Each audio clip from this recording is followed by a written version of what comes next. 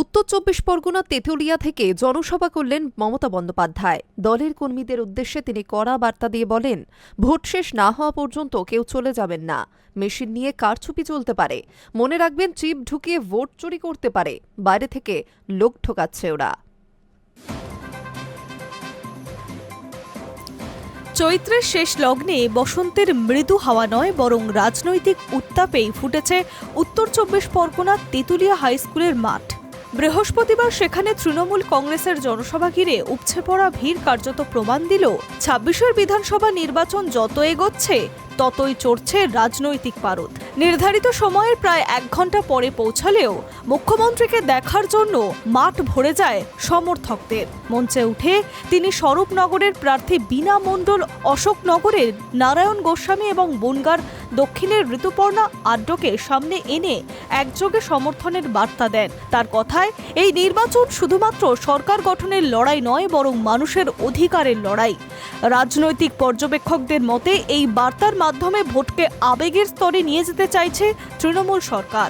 বক্তব্যের শুরুতেই ভোটার তালিকা সংশোধন বা এসআইআর প্রসঙ্গে তীব্র আক্রমণ শানান তিনি।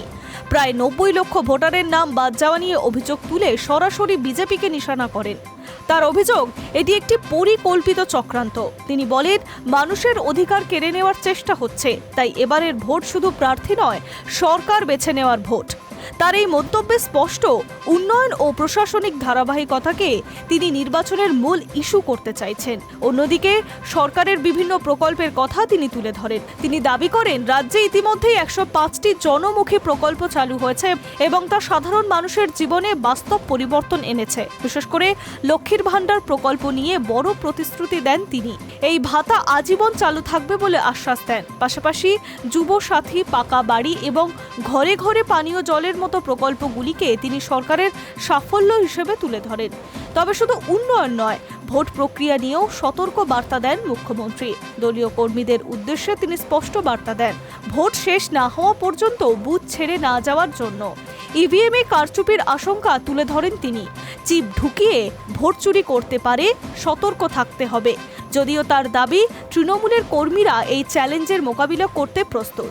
সব মিলিয়ে উত্তর ২৪ পরগনার এই জনসভা স্পষ্ট করে দিল, ২৬ ভোটে তৃণমূলের উন্নয়ন, আবেগ, সতর্কতা ত্রিস্তরীয় কৌশল নিয়ে মাঠে নামছে।